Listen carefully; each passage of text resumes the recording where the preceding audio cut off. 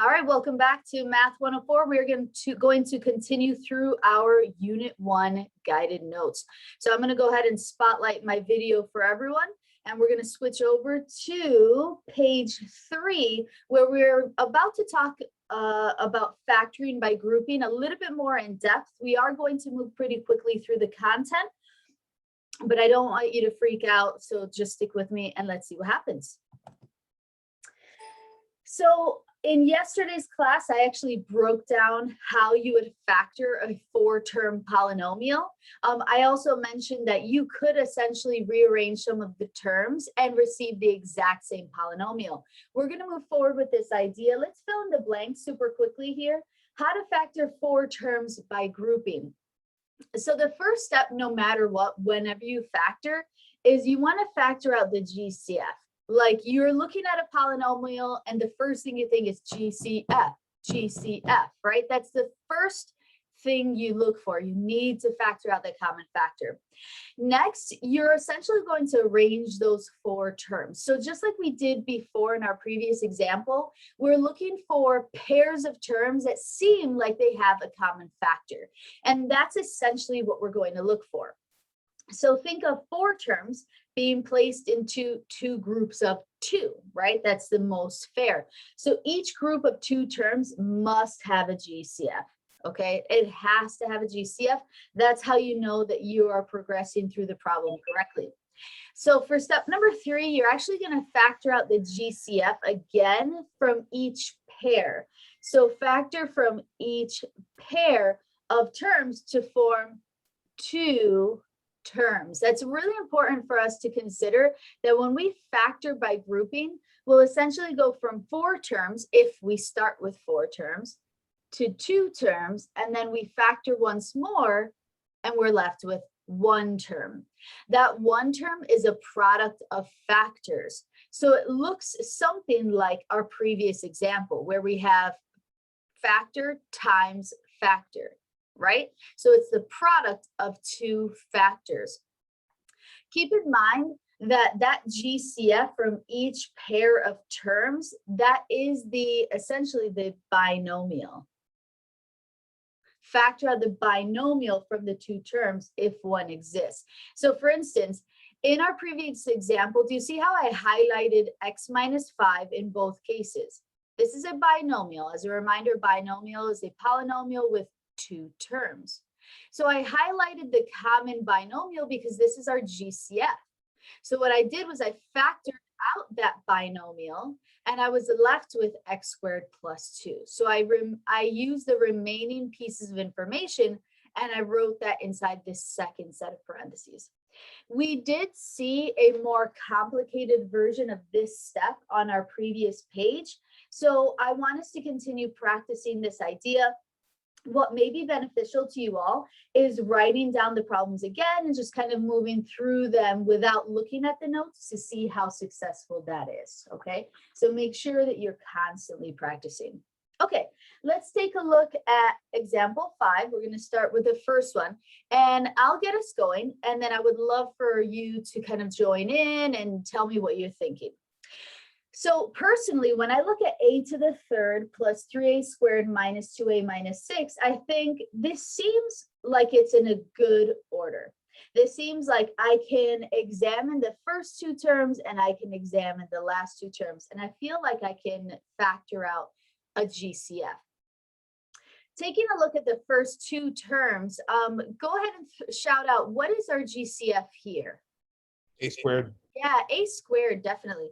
We have 3 a's in our first term, but only 2 a's in the second. So we're going to take at most 2 a's. Notice that my coefficient of my leading term is 1.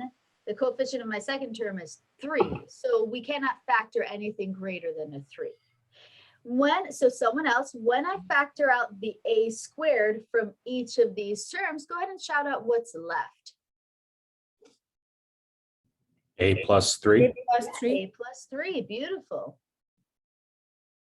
So now we realize that no matter what that sign is in between plus, minus, we always bring that down. So I'm going to bring down that negative as a reminder that I'm writing 4 terms which become two terms. By the way, here's my first term. Recall from 098 that terms are generally separated by addition and subtraction. Notice here we have a squared times a plus 3, so this is one whole term. Looking at negative 2a minus 6, what is my GCF here? 2. Yes, and more specifically, the GCF is technically negative 2.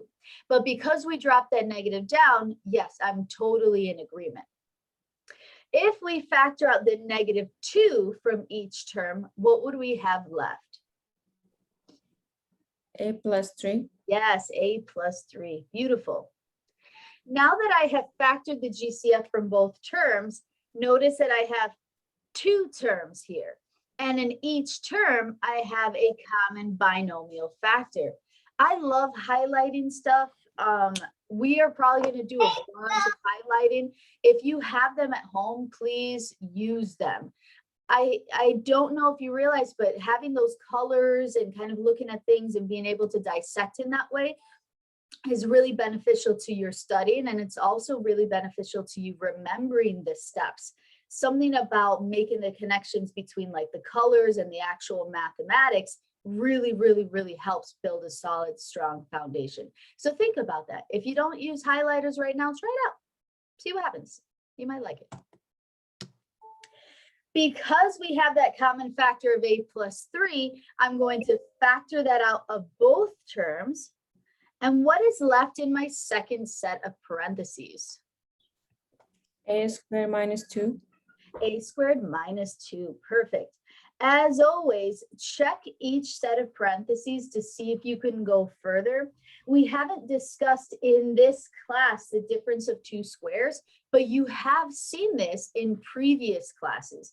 So notice that this is not the difference of two squares. You can't factor 2 out in terms of a factor multiplied by itself. That just doesn't work. So we're actually done with part A. Take 60 seconds. We have p squared s plus 8ps minus p minus 8. Go ahead and take 60 seconds to factor this one out. Don't overthink it. Put them into groups of 2, factor out the GCF, factor out the GCF again. When you're all set, please go ahead and throw that into the chat. I'm going to pause the recording now. Okay, cool. So running through this for our first two terms and our last two terms, we're going to factor out our common factor. I noticed in the chat that you sent to me your GCF was p times s, which is brilliant. So if we factor out a p times s from p squared s, that leaves us with a p. And then if we factor out p times s from 8 times p times s, I know I'm saying weird things, we're just left with positive 8. Always bring down that sign. It's a reminder that the sign has to be factored out with that GCF. So I like saying just bring that guy down. Now, in terms of negative p minus 8, we see our common factor is a negative 1. That's okay because we have to move through the process of factoring by grouping. What we're left with, though, has to be identical to what was in our first set of parentheses. So for me personally, if I know that my first set of parentheses has a p plus 8, I'm actually going to write the p plus 8 again, but then I'll double check. P squared s, 8ps, cool, negative 1p, negative 8, cool. I have the original polynomial. Always do checks as you move along. That's a real pro tip. Always do checks as you progress so that there's less work at the end. Always do your work up front. Notice here we have our common factor of p plus 8 in both terms. So we're going to go ahead and factor that out of both p plus 8, and we're left with ps minus 1. Perfect. Now, I am going to do part C with you. And again, I'm going to move rather quickly. But the reason being is that I want to show you all how you should be approaching a problem like part C. A lot of my students from 098, I harped on this like crazy. The first step of factoring. Jose, what's the first step of factoring no matter what? GCF. Yes, it's almost like, do you hear the chant? Do you hear the chant in your mind that was like GCF, GCF? Like literally, I did that all last semester. Yeah, maybe I'm crazy. So you look at all 4 terms first. We have a 6x squared plus 18x minus 3x minus 9. What's jumping out at you as the GCF? 6x. Now let's, For the whole thing? out of the whole thing. 3. 3. Yes, 3. Negative, maybe, no, 3. Yes, exactly. So we take a look at each of the 4 terms first. Because remember, step number 1, no matter what, is GCF, which is why I wrote that here. Factor out the GCF from all 4 terms if one exists. We should always start this way. So taking a look at this polynomial, we say, oh, wait a second. I can factor out a 3 from everything, not a 3x, just a 3. So if I factor a 3 from everything, divide every term by 3, that leaves me with 2x squared plus 6x minus x minus 3, right?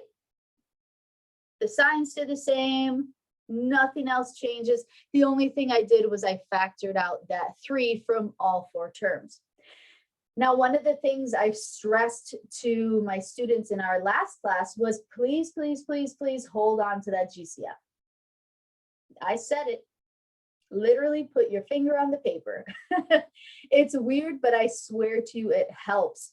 Because what I'm doing here is I'm physically holding on to this 3, but I'm also covering it because it's distracting. So if I cover up my GCF and I'm like, I got you. I'll come back to you. I'm not going to forget you because I'm holding on to you. This is going to be extremely helpful. So there it is. I'm covering up the 3 because it's distracting. I then go inside the set of parentheses and I say to myself, well, I have 4 terms here. I have 2x squared plus 6x minus x and minus 3. And we learned that when we factor when we factor a 4-term polynomial, we use factoring by grouping. Okay, shout out, what's your GCF for the first 2 terms? 2x. 2x, perfect.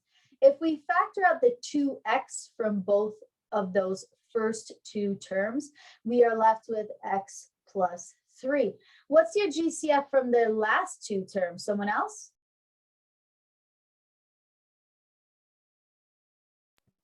1. 1. Well- Give me a sign, Shay. I'm sorry? Give me a sign. Well, could you technically take x? Not the, -1. yeah, -1. Oh, you could. I'm sorry. That's okay. That's okay. So we're going to factor out a -1. And was that Shane? What? Was that Shane? It was me and someone else. I don't know who the other person was. Okay, perfect. It was So a team effort. I love it. So we're going to factor out a -1. First off, this sign, no matter what, is always going to be factored out. But if we look at it in terms of bigger picture, because my leading term here is negative, we've got to factor out that negative no matter what. Now, we can only take out a common factor of 1, no big deal. Because we're factoring out the -1 from each of these terms, we know that we're going to be left with the x plus 3. It's going to be the same thing. We have to trust our math.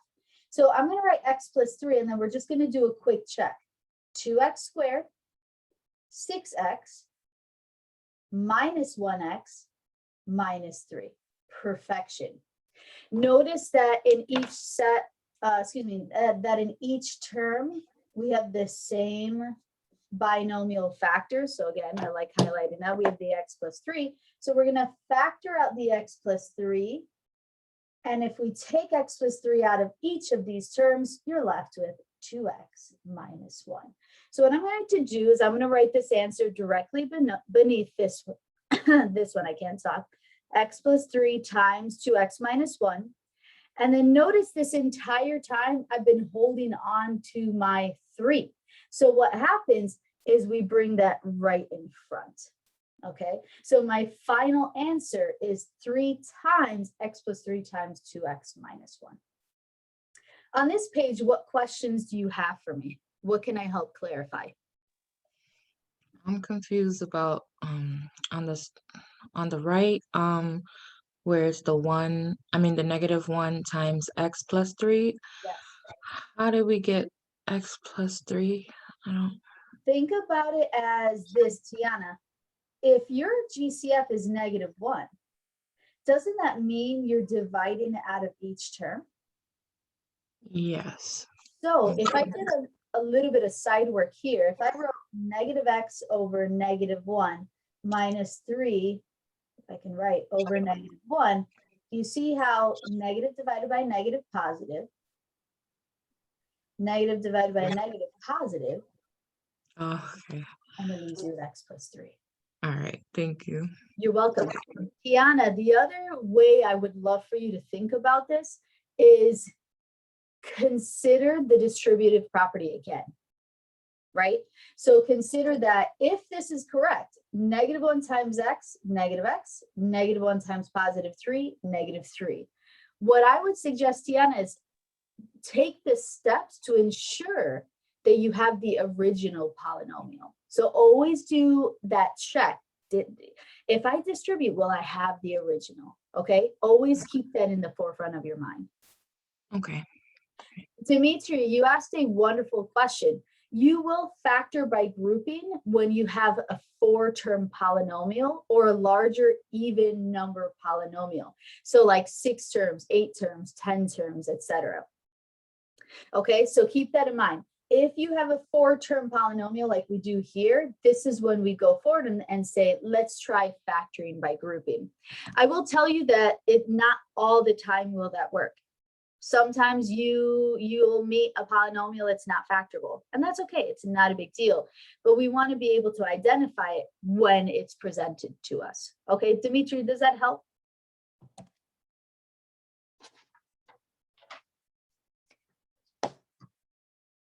Beautiful. Okay, very nice. So take a look at the top of page 4. So notice here that we have a quick review of multiplying binomials. Now, I apologize right now if any of you met an instructor who told you to FOIL. That makes me crazy, okay? The FOIL is something you use to cover food or to put in a pan and roast some veggies. That's what you use FOIL for, okay? Not for math. That doesn't make sense. The reason I am so against using FOIL is because it doesn't have application the second your polynomial becomes bigger than a binomial times a binomial. It's super lame. The second you see a trinomial times a binomial, FOIL is out the window, has zero application. So for those of you who experienced FOIL with your last instructor, I'm so sorry. I'm just going to teach this to you as distributive property. That's all it is. That is math. Let's take a look. When we want to multiply out, we're essentially just going to distribute term for term. So you begin at your first term, which is x, and you're going to distribute to everything in the second set of parentheses. I like drawing these lines because it shows you what you're actually multiplying here. So we start by doing x times x, which is x squared, because that applies the product rule, keep the base, add the powers. Then we have x times -7, which is -7x. Once we are done with our first term, we move to the next term and we do the same thing. This idea of simply moving from term to term and distributing is beautiful because even if you have a massive product, you know the process because it does not change. So next we have a +5 times x, which is plus 5x. And then of course a +5 times a -7, which is a -35.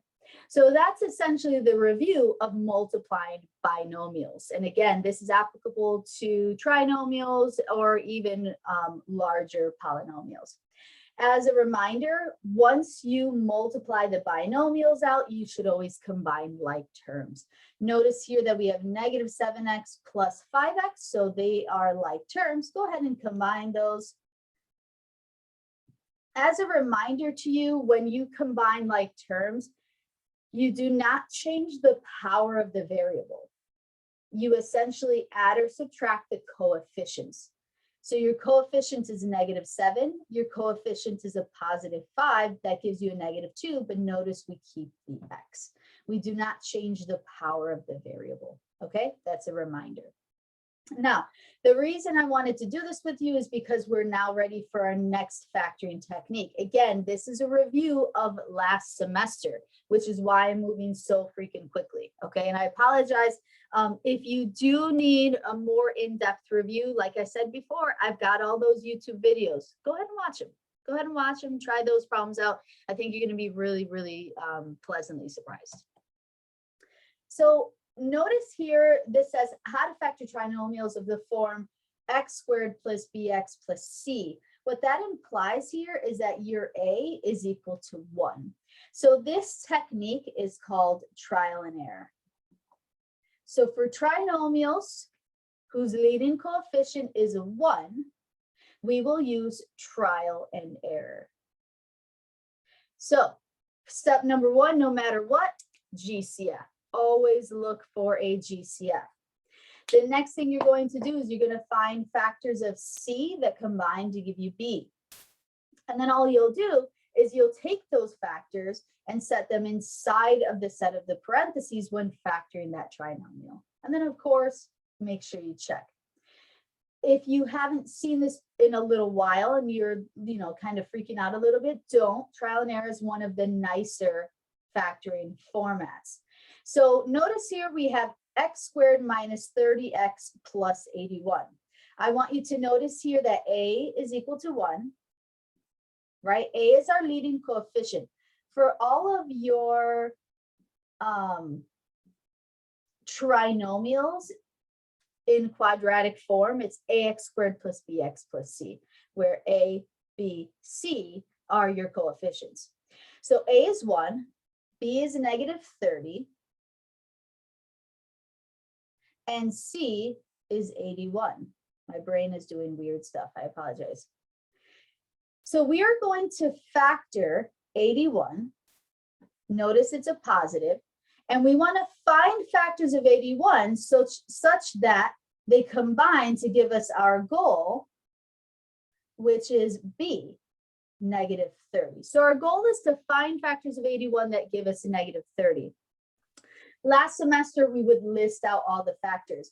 I'm going to start that with this problem, but I don't want you to rely on that. I want you to see factors a little bit, I want you to move a little bit masterfully through this process because it's pretty lengthy if you were to do this every single time. So we have 1 times 81, right? We know 2 doesn't go into 81. What about 3? 3 times what goes into 80, or yeah, 3 times what gives you 81? 27. Yeah, we got 27. 4 does not go into 81. 5 does not go into 81. Let's see, what about, we have 9, right? So we have 9 times 9 is 81. Perfect. Now here's the dilemma. We know that when we multiply these factors, we're getting a positive 81. But I have to combine them to get a negative 30. What that implies is that your signs both have to be negative. So go ahead and assign negatives to each of these. Negative 1 times negative 81 is a positive 81. Negative 1 minus 81 gives us a negative 82. Well, that's not going to work for us. Negative 3 times negative 27 is a positive 81. And negative 3 minus 27 is a negative 30. And we just found our 2 factors. Beautiful. You always want to double check to make sure that your products, or your factors, I should say, satisfy both conditions. They have to multiply to give you C, or in this case, AC, right? Because 1 times 81 is 81. And they have to combine to give you B. That's very, very, very important. If we do the last one, it gives you a negative 18. You know that that's not going to work anyways. Okay, so when we go ahead and factor using trial and error, we're going to write out 2 sets of parentheses. Then I want you to notice that in order to get an x squared from your first term, when you break that down, it has to be x times x. That goes without saying. So we know that if we distributed, just like we did in our previous, that x times x gives us x squared. Now, do you see these two factors that we came up with? Because there is no other variable, the great thing is all we have to do now is write those two factors within the sets of parentheses. Now, double check to make sure that this worked. X times x is x squared. X times a negative 27 is a negative 27x. So I'm just going to write a little negative 27x here. Then we move to the next term. Negative 3 times x is negative 3x. And guess what? That gives us a negative 30x. So that checks out. And then negative 3 times a negative 27 is a positive 81. And we have successfully factored using trial and error. How are you doing? Is this okay?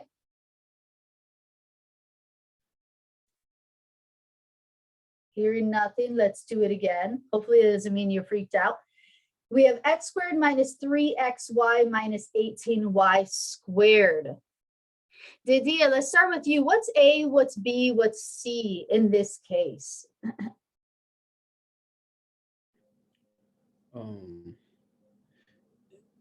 It's minus 3.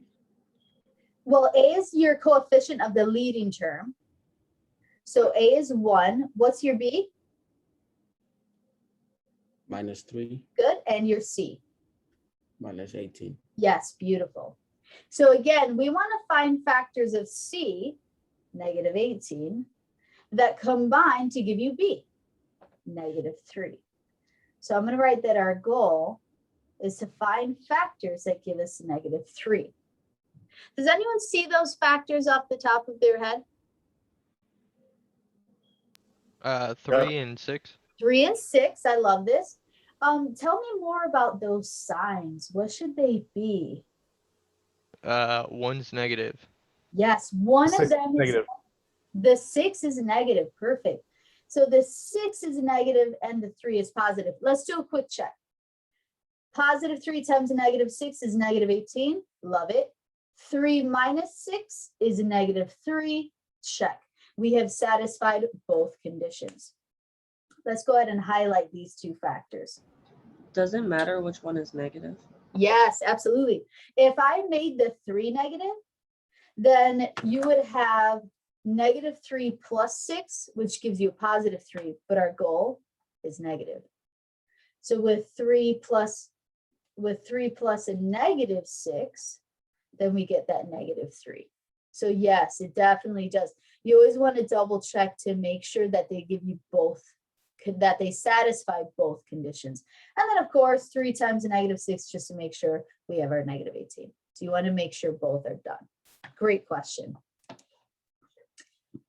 So now we can go ahead and write our two sets of parentheses.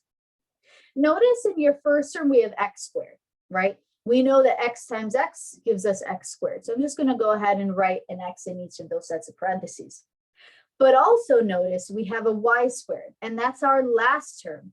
So no matter what happens, when we insert these two factors, they're actually both going to have a y attached. So for instance, in the first set of parentheses, we have x plus 3y, right? It's a positive 3. And then in our second set of parentheses, we have x minus 6y. Recall that when we distribute, we are able to verify if we have the original polynomial. This is a great strategy to use to make sure that you can feel confident going from one problem to the next. We have x squared. I love it. X times a negative 6y is a negative 6xy. Move to your next term.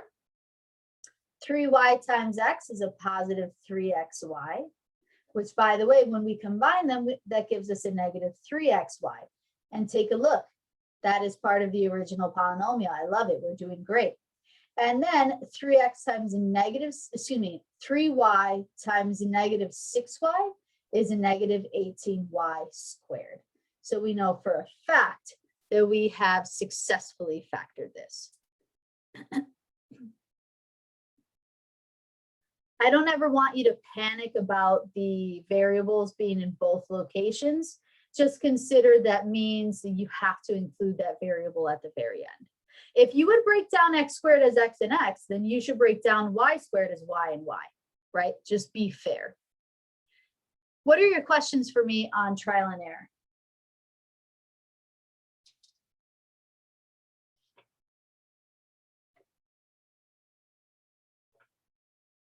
Okay. Take a look at example 8, part A. We have 2x to the 5th plus 8x to the 4th minus 42x to the 3rd. In the chat, would you send to me your GCF? In the chat, send to me the GCF for part A. So with our GCF being 2x to the 3rd, we first write out what's left. So if I factor out 2x cubed, would somebody tell me what's left in parentheses?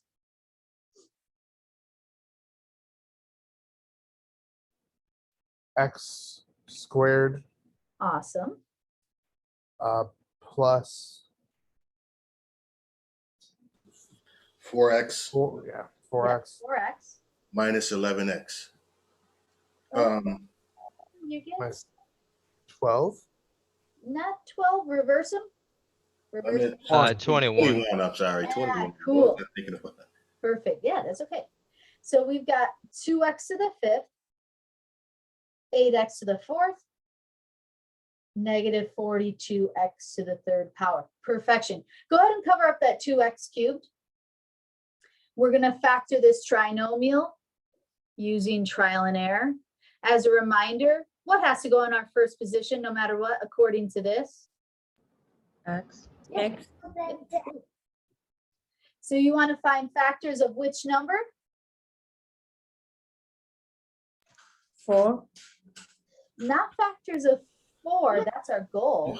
21. Yes, you want to find factors of negative 21 that combine to give you a positive 4. Take 30 seconds. Go ahead and play around with those factors. Don't say it out loud. I want all of you to play around with those factors. Figure out what's going to give you a negative 21 that'll combine to give you a 4. Think about those factors. Let them jump out at you.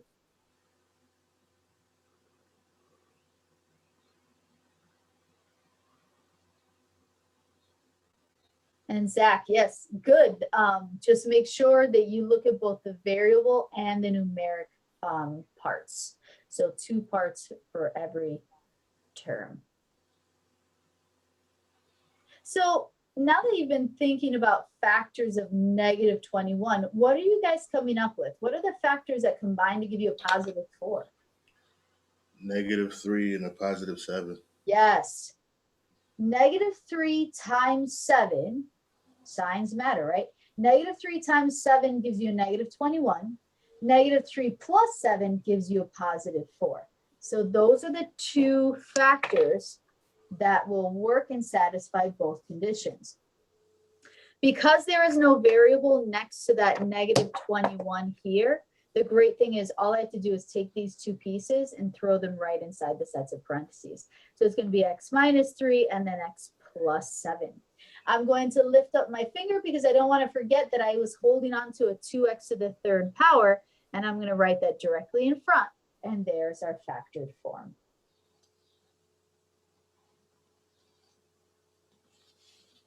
Cool. Part B is intended to be fun. You ever see like a brain teaser or a puzzle and you're like, yeah, you know, I want to do this. This looks like fun. Hopefully I'm not the only one who thinks that way. I love puzzles. I love brain teasers. I love escape rooms, all that kind of stuff. Hopefully that, you know, hopefully you find some enjoyment in solving them. Go ahead and check out part B. It's very interesting. Just kind of look at the bigger picture first. Think about what's jumping out at you, and then using the information we've learned so far and combined with last semester, give this one a shot. Let's see what you come up with. And then go ahead and share with me in the chat. You're probably going to need a couple minutes for this. Good luck. Let's talk through this particular example. So think of this like a puzzle, right? So we first notice, yeah, Christine, you got to trust yourself. And definitely in this class, please trust yourself more, okay? Take a look at each of the three terms. We have our first term, our second term, our third term. And the one thing that's jumping out in terms of looking at each of these terms separately is the fact that they all have the x plus 6. If I took my highlighter, which I did obviously, if you take your highlighter and you kind of mark what you notice they have in common, that may be super helpful. So what we realize is, wait a second, okay, I can factor GCF out of all terms. I have 3 terms and they all have an x plus 6. Why don't I just take that out and see what happens? So if I factor out the x plus 6, what's going to be left in the second set of parentheses? What's still there? The rest. Tell me, what is the rest? Yeah, just the rest. Yeah. X squared minus 11x plus 30. Yes. If you took x plus 6 out, which is our GCF, you're left with x squared minus 11x plus 30. Okay, that's cool. Notice here we have a trinomial. Our first term is a binomial, but this cannot be factored further. So essentially, it's like we're going to hold on to that, just keep it on the side. Obviously, we won't forget it.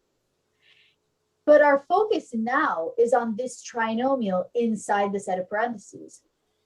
If we can factor this, we're going to factor using trial and error, which means we're going to find factors of positive 30 that combine to give us a negative 11. That's our goal.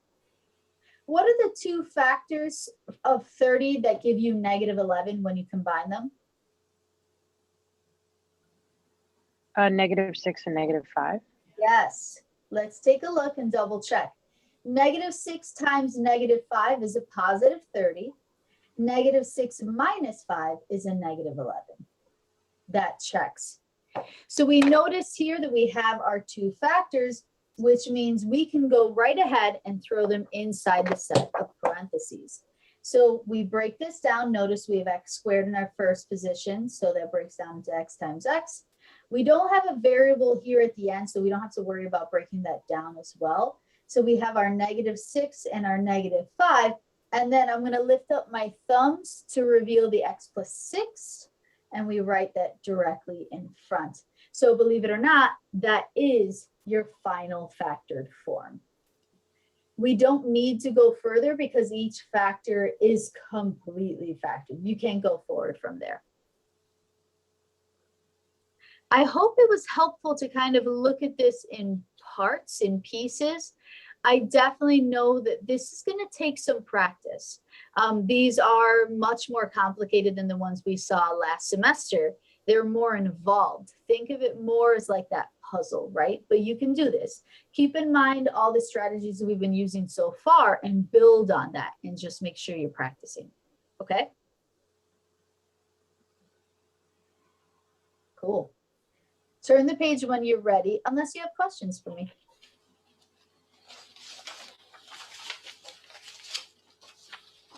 Okay, very nice. We'll do one more page and then we'll take a break. So again, just to make sure that we understand the process of multiplication, let's go ahead and distribute here. What do I get from my distribution of the 3x? Shout it out. 21x squared Awesome. And then plus or 36x. yes, very nice. Someone else take over. Now distribute that -5. What are you left with? Negative 35x, negative 60. Yes, perfect. Oh, as always, combine like terms. So we get 21x squared. A positive 36x minus a 35x is a positive 1x, and then minus 60. All of this to say that if you have an A that is greater than 1, you'll get that because you obviously have coefficients for your first term. With trial and error, we were in the position where we knew that our first term was just a breaking down of that x squared, so it's just x times x. We didn't have to worry about a coefficient. Whereas in this case, we will have to worry about a coefficient. So notice here that if we want to factor trinomials of the form ax squared plus bx plus c, where a is not equal to 1, then we're going to use AC grouping method. Technically, we're going to use this method when a is greater than 1. What that implies is that if your leading term is negative, you better factor that out, okay, no matter what. Now, I find that showing you how to move through this makes a lot more sense than just reading the directions on how to do this. So I'm going to go through the steps and flow through AC grouping, and then during our first break, you can take a look at the steps to kind of solidify that understanding if you would like. So first things first, we have our trinomial. Do I have a GCF that I can take out of all 3 terms? Your answer is? No. No, definitely not. All right, cool. We always have to check. The next thing I want you to do is write out what A, what B, what C are. So A is 2, B is 5, C is 3. As a reminder from 098, when we looked at AC grouping method, we really wanted to focus on the name guiding us in the process. So because it says AC, that implies A times C. So we're going to multiply 2 times 3, and that's going to give us a positive 6. So I want to find factors of AC that combine to give me B. So it's kind of the same thing as trial and error. We're still looking for factors of AC that combine to give us B. Go ahead and share those factors with me, please. -1 plus 6. -1 times a positive 6. So if we did -1 times 6, that's actually going to give us a -6. Let's try a different combo. This is good. What should your signs be? 1 times 6, positive both. Positive. Now, if I did 1 times 6, 1 times 6 is 6, but 1 plus 6 gives us 7. But we're looking for a 5. 2 and Okay, 2 and I have 3. a question. Yes, Tiana. Where do we get 6 from? Oh, 6 is from A times C. Oh, okay, yeah, I'm sorry. That's okay. Okay. That's okay. I'll write it directly above just so that it's helpful. So AC, that's the first step. Always multiply those 2 numbers together. Good. So 2 and 3 will work. Should your signs be positive? Should they be negative? What do you think? Positive. Yes, good. Both of them should be positive. So we have a positive 2 times a positive 3. That gives us a positive 6. And then a positive 2 plus 3. That gives us 5. So we found the 2 factors. With AC grouping method, this is different from trial and error because of this word right there. This magic word, grouping. How many terms do you have to have in order to group? 4. Yes, 4. But I've got 3. So I need to fix this. Here's what we're going to do. This 5x term gets replaced. This 5x term gets replaced with these 2 factors, but keep in mind that they have to have the variable associated. So what we're going to do is we are then going to rewrite. So I'm going to say rewrite to 4 terms. That's our next step. Take your first term, 2x squared. Then we replace this 5x with both of these. That means we have plus 2x plus 3x, and then of course our last term is a positive 3.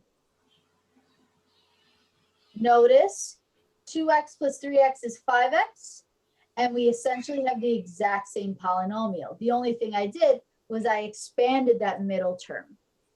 And the only factors I can use to do that are the ones that multiply to give you a C and combine to give you B.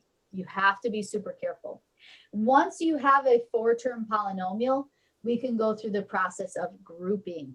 So we're going to look at the first two terms and the last two terms, just like before. Again, I'm going to flow through this, but as a reminder, if you want to see this at a slower pace, or you want the opportunity to kind of really dive into these concepts, go to my YouTube channel, Nerd Talk with Dr. Santi, and you can actually watch the videos where I cover these in a slower fashion. I give you lots of really great examples, and it breaks down each of these individual steps. Okay, so if you want a little bit of that foundational piece, just to make sure that you're understanding, check out my YouTube channel. Go to the 098 playlist and look up Unit 7, Factoring by AC Grouping. I have those videos, so you can kind of go and explore that for a little bit. But as you see here, I factored by grouping, which is the process we've been using time and time again so far.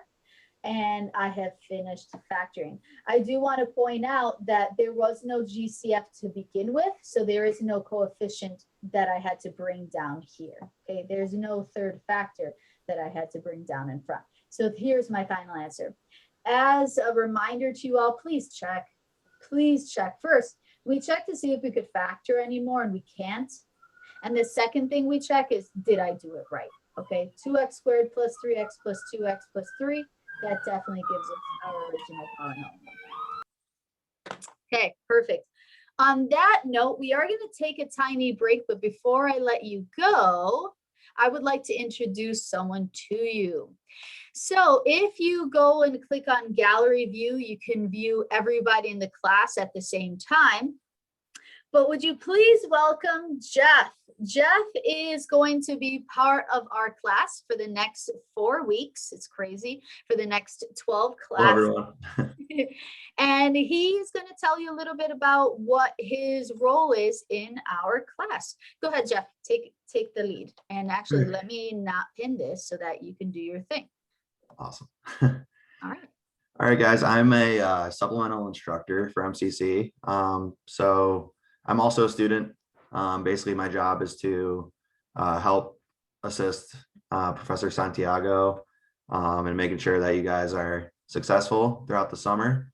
And yeah, so that's basically just here to support you. I've taken summer classes at MCC quite a few times, and I can understand how stressful and to get everything done, especially in math. So here to assist you any way I can.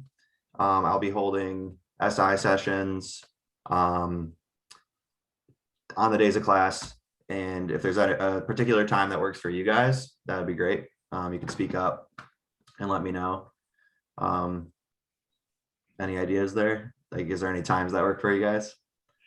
Pause on that really quickly. So Jeff, you're also going to be in Circle In, is that correct? Like, you're posting notes in Circle In and that kind of thing? So that's, I was going to touch on that as well. But it'd be posting notes to Circle In. I'm still actually trying to get acquainted with Circle In as well. So just give me be a little patient with that for me. That'd be great. And yeah. Very cool.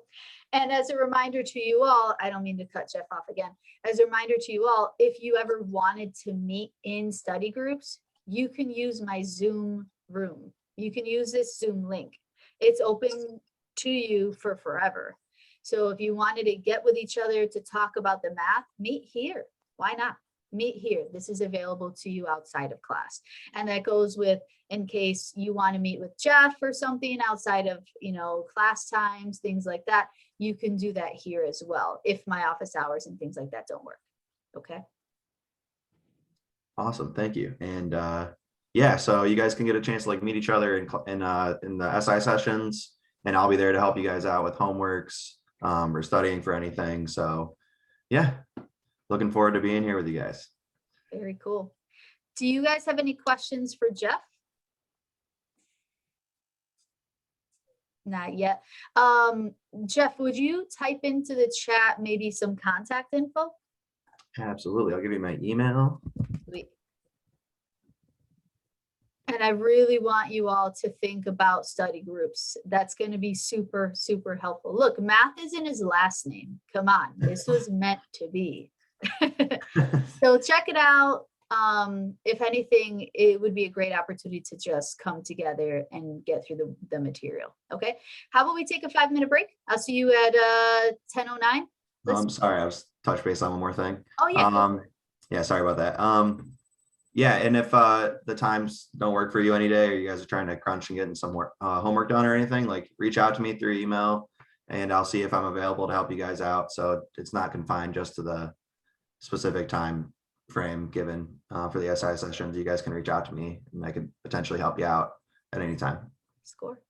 Very nice. Thank you, Jeff. Cool. Yeah. I'll see you guys at 10:10. Okay, I'm going to go ahead and spotlight my video. And let's go over to the notes. All right, moving to the next page, we have 5x squared minus 17x plus 6 all the way down to 6x squared minus 19xy plus 10y squared. What I'm actually going to do here is I'm going to split you up into 4 groups, and each group is going to take one problem and then present it to the rest of the class. You will have 3 minutes as a group to complete each of these polynomials and actually factoring them. And then, like I mentioned before, we'll come back together and we'll share our work. Okay, so let's break out some rooms. We're just going to do 4 of them. And I will see you in 3 minutes. Make sure you're conversing with one another. You will have 30 seconds to come back once your 3 minutes are up. Okay, good luck. Go for it. You might have already said this, but so when the 2 that we have left in parentheses, if they're not the same, does that mean something's wrong? Yes. They have to be the same, right? Yes. Okay. Absolutely. The only way you can continue through the process of factoring by grouping is if the binomial or even trinomial, you'll see that in more advanced classes. As long as these are the same, you know that you are approaching the correct answer.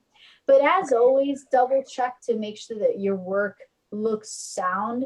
I've seen students force the answer. So for instance, let's go to something like this one. I've seen students write x minus 2y, and then because this was x minus 2y, they erased this one and made it x minus 2y. So what I don't want you to do is force the answer in there. Make sure that when you distribute, you get the original polynomial. Always do that check in each step to ensure that you're going down the correct path. Does that help? Yeah, that's very helpful. Thank you. You're very welcome. I'm hopeful now that AC grouping is a little bit easier. Remember A times C, you're going to find factors of AC that combine to give you B. And of course, always replace your B term with the 2 factors that you found. Once you have that, go ahead and factor by grouping. Look at the first 2 terms, last 2 terms, and just follow that process. Again, if you need more practice, don't hesitate to check out my video. Don't hesitate to try these problems again on a separate sheet of paper. Okay. We are now ready to get into something that's a little bit more complicated. The idea behind U-substitutions, which is what we're about to do, is the fact that sometimes it's easier if we replace a quantity with something that's manageable, like we rewrite an expression so that it's familiar to us, something that we've done and played around with before. I don't want you to think, too much about this whole U-substitution process. I want you to consider it as a tool to help you through more complicated expressions, something that will help you to get through this factoring with greater ease. Okay, so it is going to be a little complicated. This video is recorded anyway, so make sure that you are watching this if you need to once again. Okay, this is definitely a section I would rewatch if I were you. Okay, let's take a look, see how this goes. So the previous pages, the things that we've been covering so far, typically we're looking at polynomials that include an x squared term, an x term, and a constant, right? So we are familiar with this format. We've been looking at this time and time again. If you have a three-term expression, a trinomial essentially, that happens to be more complex, we can consider using U-substitution. So what I'd like to show you is how we kind of move through this idea. So first up, the three terms are going to include a variable expression, the square of that same expression, and then a constant term, right? Whereas here, same thing. We had the variable, we have the square of that variable, and then we have a constant term. So it's that same kind of format, it just looks a little bit different. What we end up doing is we use the letter U to represent that variable factor. And then we rewrite the squared term in terms of U, the letter U. Go ahead and put your pens and pencils down. I want to show you what I mean. Okay. Do you see here that we have x to the fourth power minus 7x squared minus 30? I want you to think about this critically. Our variable term, just the x squared by itself, essentially, it's x squared. And if we squared x squared, I'd get x to the fourth, right? X squared times x squared is x to the fourth. So this first term is actually the square of my variable piece in my second term. You're probably going to freak out just a tiny bit because you may be thinking, how and why can I do this? Remember, in math, we can use variables to represent expressions. We've done this before. So again, don't write anything down. What I'm going to consider is I'm going to take that piece, the x squared, and I'm actually going to represent it with a u. Now, if I squared that u, then x squared squared, or x squared times x squared, is x to the fourth. So the idea behind this is I want to rewrite this trinomial so that it looks familiar to what I have done in the past. So what ends up happening is this x to the fourth, I'm going to replace with a u squared. Then we have minus 7. And that x squared, I'm going to replace with a u. And then we have minus 30. If you see u squared minus 7u minus 30, your minds are going to go straight to factoring using trial and error. So again, don't write anything down. I'll give you a chance to jot it down. So we're going to use a technique, trial and error. Notice we're going to look for factors of negative 30 that combine to give us a negative 7. What are factors of negative 30 such that when you combine them, you get a negative 7?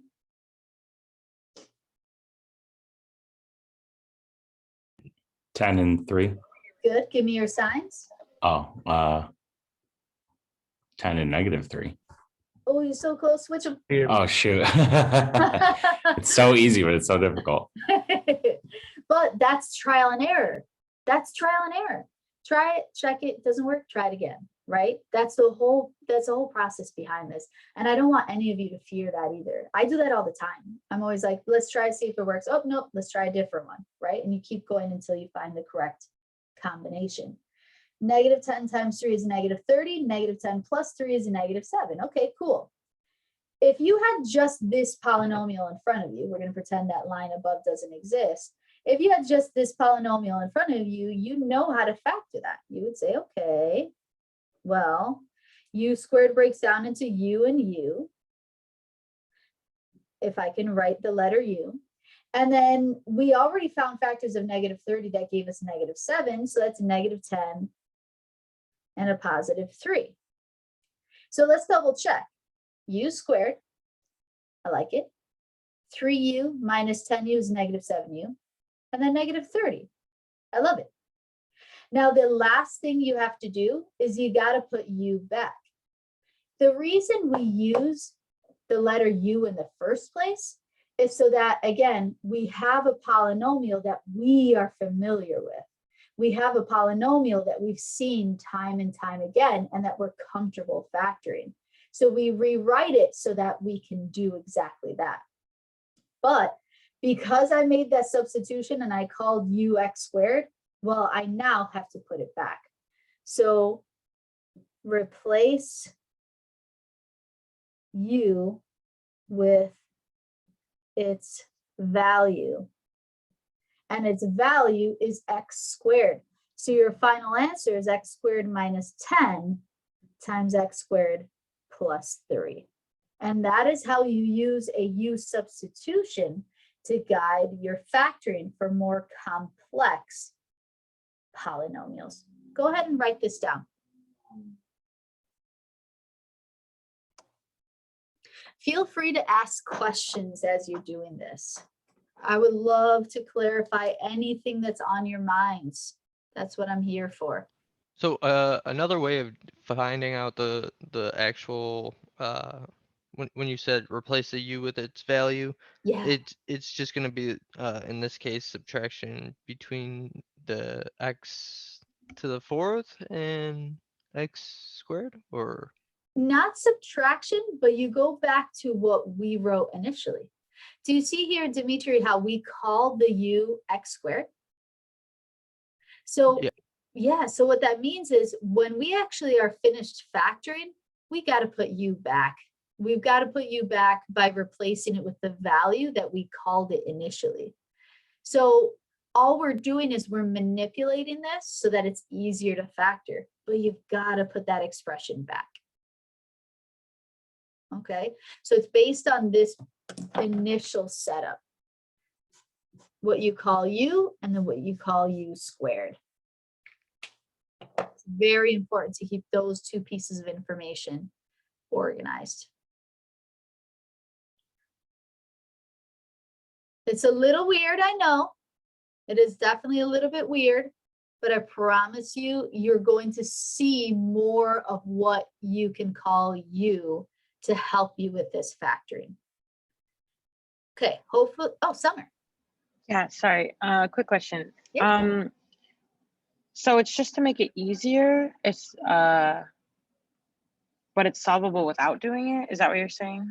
Yeah, pretty much, technically. Okay. So that's actually a great point. Summer, this strategy is used so that we can look at this polynomial in a way that we recognize, right? So like when you saw u squared minus 7u minus 30, if you saw that like on a test or something, you're like, I know how to factor that. It's just trial and error. It's not a big deal. But with x to the 4th minus 7x squared minus 30, then that might feel a little uncomfortable. Personally, if I saw that, I would just be like, okay, well, x to the 4th breaks down into x squared and x squared, right? No big deal. So this is kind of like a tame version of when you would use u substitution. Like you could do it without it. You would just be like, I know that this breaks down into x squared and x squared. It's really helpful for much more complicated ones. So that was super tame. Let's look at the next one. You'll see. Okay. You'll see. Let's take a look at this second one. We have 6a squared b squared plus 5abc minus 4c squared. Okay, now for this one, what I'm actually going to notice is that my first term has a squared b squared and my second term is just ab. So what I'm actually going to do is I'm going to call ab our u. So call u ab. So then what's u squared? A squared, B squared. Cool. Let's go ahead and highlight these pieces of information because this is like your key. That's your key right there. Okay. So notice here that I have 6 and then I have a squared b squared. Well, a squared b squared is just u squared. So we're going to replace it. So we have 6 u squared plus, what's my next term? 5UC. Yes, 5UC, UC. And then, sorry, that was corny. And then your last term, which is minus 4C squared. Okay. This is familiar to us. We've seen this before. We just did 4 problems that looked exactly like this, right? This is AC grouping method. So I'm going to go ahead and write AC grouping. Good. I'm going to call on you randomly, so don't be alarmed. Let's start with James. AC, what's my A and what's my C? Your A is 6. Yep. And your C is 4, minus 4. Beautiful. So 6 times negative 4, that's going to give us the negative 24. Oliver, what's my goal? I want to find factors of negative 24 that combine to give you what? 5, positive. Yes, positive 5, perfect. I didn't mean to write B, it just came out. But yes, our goal is to get a positive 5. So let's go with, let's go with Nung. What are factors of negative 24 that combine to give you a positive 5?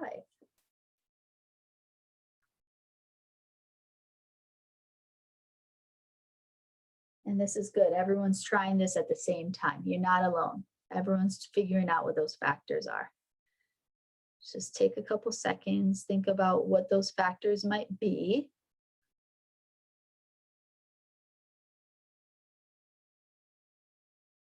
And then whenever you're ready, go ahead and share what your factors are.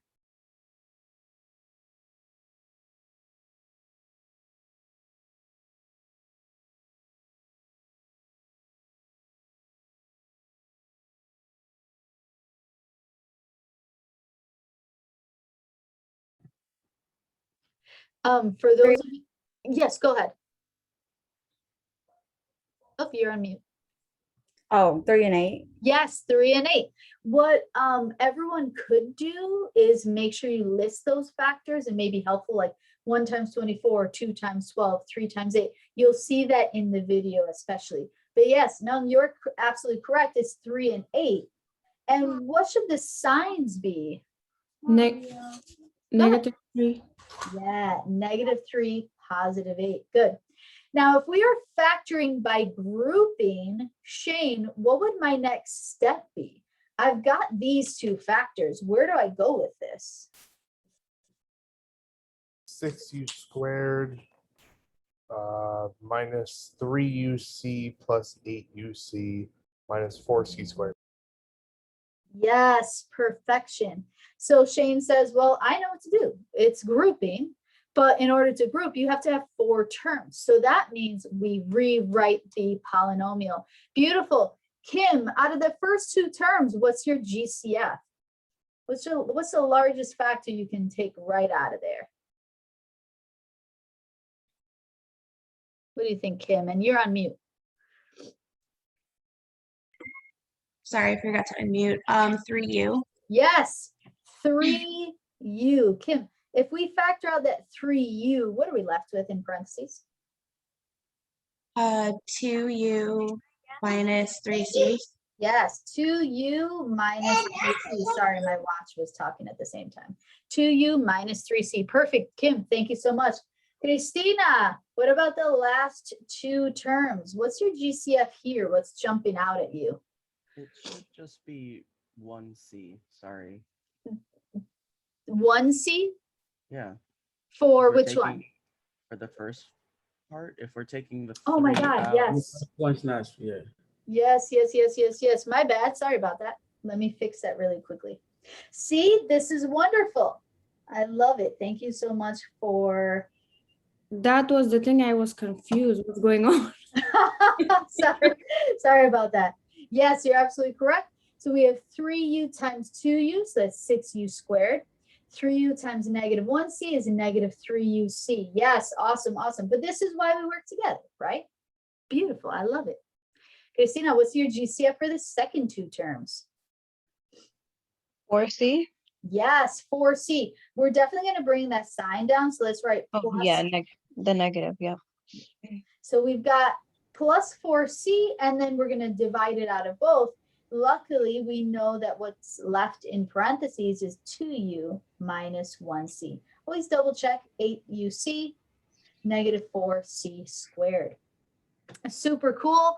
Now we just need the last step. Who wants to bring this home? 2u minus 1c, 2u minus 1c 3u plus 4 plus 4. plus 4c. Yes, perfection. The very last thing we have to do, everyone, is put u back. So I want one last person. How do you write your answer after you put u back? So that would be 2ab Yep. minus 1c and 3a square b square. Oh, it's Plus- just a u? Oh, so that will be ab Yes, perfect. 4c. Plus- Yes, that is your final answer. Put u back. Okay, so we put u back and we're left with 2ab minus 1c times 3ab plus 4c. We make that direct substitution. Typically for your final answer, you're just going to end up subbing back in your base form, your u form. Wonderful job today. Excellent, excellent work. I know this is definitely a complicated section. Before I let you guys, still have less than 60 seconds with me. Before I let you go, I want you to consider I will be taping a lecture video, which you can watch at any time. What I intend on doing is actually live streaming this on my channel. So if you're available and you just want to watch while I'm teaching at that moment, come join me. There is no pressure. You do not have to join if you do not want to. If you're just chilling at home and you're like, I'll get to that later, that's super cool. Don't even sweat it. There is no expectation that you have to attend. That is completely your choice if that is something that you would like to do. I do want to point out that if you were able to join my live stream, you're also able to ask questions. I will answer those questions as I am teaching. It will feel like, maybe a little bit more of a private session, even though it's a live streaming. Okay, keep that in mind. It's going to end up being random because it's asynchronous. So I just have to find some time throughout the day. Please complete that survey for me and make sure you upload your PDF. At this point, I do want to tell you that you are now ready to look at homework in Unit 1. So let's go ahead and open the first assignment is factoring homework. Can we please assign a due date together? When should this be due? Monday. Monday? Is everyone okay with Monday? Yes. Yeah. So Monday is the 7th. Okay, sweet. So I'm going to keep this open for ungraded practice after the due date. You have 100 trials on each of the questions. Just keep doing them until they're perfect.